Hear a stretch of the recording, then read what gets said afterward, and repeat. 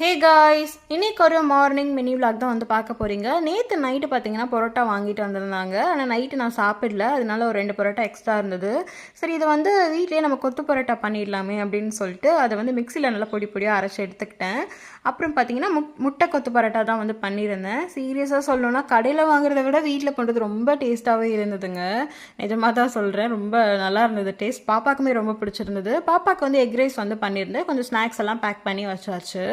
சரி, அவளுக்கு ஊட்டி விட்டுறலான்னு சொல்லி ஊட்டி விட்டுட்டு இருந்தேன். கொத்து பரோட்டாவே நல்லா இருக்கு, அதுவே ஊட்டுங்க அப்படின்னு சொல்லிட்டு இருந்தா.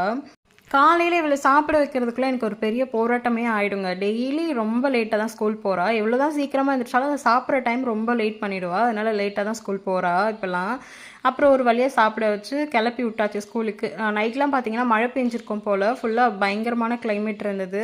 பாப்பா அங்கே போய் நின்று டான்ஸ் ஆடிட்டு பாய்மா பாய்மான்லாம் சொல்லி விளையாடிட்டு இருந்தா. ஸோ இந்த வீடியோ பிடிச்சவங்க இருக்காங்க, சப்ஸ்கிரைப் பண்ணிவிடுங்க. தேங்க்யூ.